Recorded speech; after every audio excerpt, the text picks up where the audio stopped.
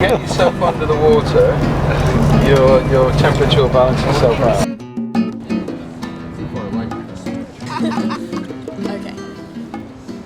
Steve and June from Andark Diving, and it's an experience where you can actually have a go at diving. You've got a pool here, and is it very popular?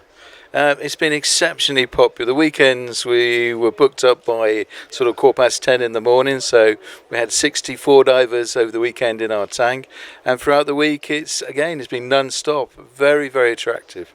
Now, you're very local to Southampton. You're just down in Swanick, and you've got your own pool there where people can come to learn to dive.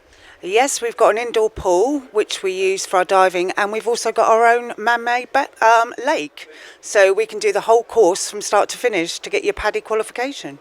Now, you can come here, you can get the experience, but the course itself, how long would you say before you were a qualified diver? So we train using the PADI system, which takes 4 days.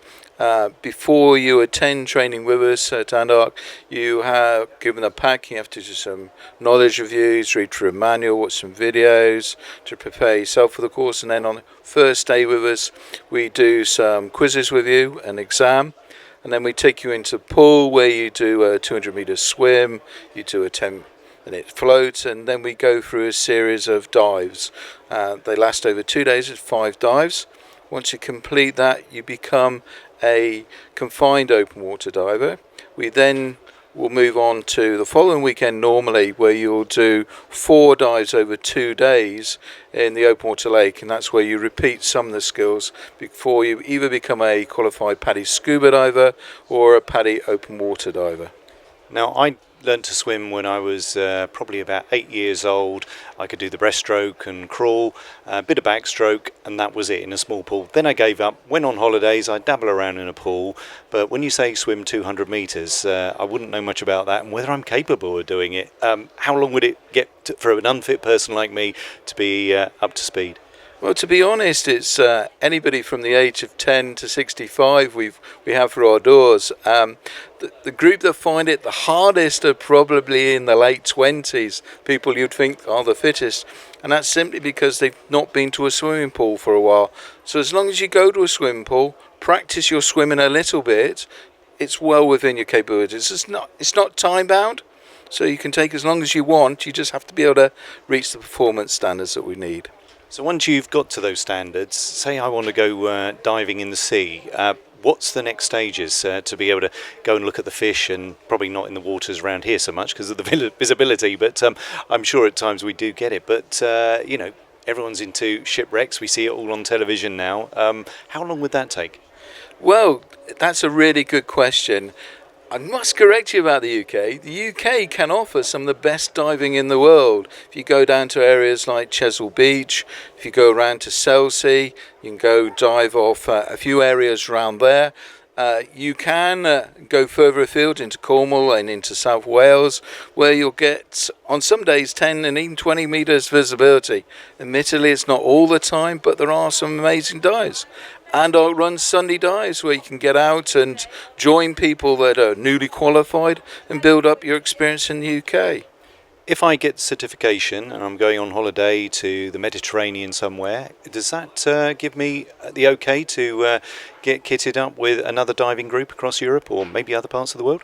Absolutely. The PADI open water qualification, it's internationally recognised. You quite often hear people say when they come and meet you, I've got my PADI. Well, yeah, you can go to, for example, earlier in this June, I was diving in northern Sardinia. Show my PADI card and that's instantly accepted and you're well prepared. The only thing that organisations that PADI recommend is that you first do a test dive in your local area. We do that just to check that people's capabilities are good enough, but other than that, it's easy.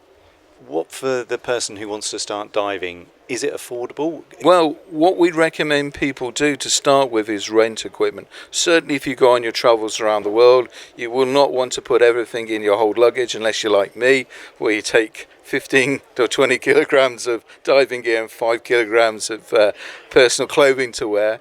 Yes, you can hire it, but it is recommended over a period of time you buy basic equipment. So For example, when we start people off on the open water course, we recommend they buy masks and fins and a snorkel. Things like BCDs, cylinders and regulators and that can wait as you gain more experience and you get sort of drawn into the world of diving. And June, you mentioned you had the lake, and you've also got information here about open water swimming. And is that from down at the lake where you do your training? Yeah, we get, there's certain mornings that people come in and use our lake before the divers get in there. And we even have people come along that do ice swimming in the winter. We've got one lady particularly that trains for actually ice swimming competitions. So, yeah, if you feel like it's cold enough for you to have a swim, come along. But usually they're open most weekend mornings and a Wednesday for open air swimming. It sounds quite a challenge and ideal for families to get involved. Oh yes, definitely. And we also do paddleboarding, kids parties. We do teenage paddleboard parties and everything out there. And also there's a lovely conference room up there that anyone can hire out for anything. Sounds like you can get good qualifications. It sounds a good social life as well. I'm sure that you've both experienced that. Yeah, absolutely. We have a club at Andark where we actually try and get people to keep on going with their diving experience. When I finish on Friday here at the boat show, I'm back up to Andark where I'm doing a session on rescue diving.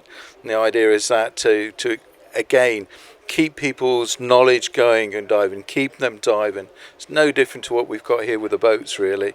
Once you get the bug, then I'm sure you stay in the loop. Absolutely, yeah. Once you get that bug, it grips hold of you. Luckily, programs like Blue Planet and that sort of attract a lot of people in. Absolutely. Well, it certainly does. As I said, I'd love to see those wrecks and the fish all around me. It must be an amazing experience. If anyone wants to find out more information, they can't get to the boat show this week. You've got the pool here. You're at a great point right next to Berth 101. Where would they come to see you and how can they get more information? Right, we're actually Andark and we're based at Lower Swanick. They can contact us. We've got our own Facebook page. We've got our own website.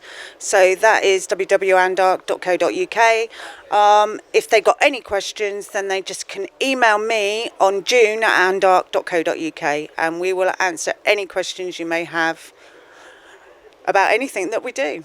And I notice you can't miss the building because as you go in towards Swanick, it's there on the left-hand side from Southampton. Yep, it's a massive Andark sign, so you can't miss us. And we're right opposite the old Ship Inn, so there you go. I tell you what, I think I'm going to get the bug. You might see me down there very soon. June and Steve, thank you for joining us. Thank you very much. Thank you. Thank you.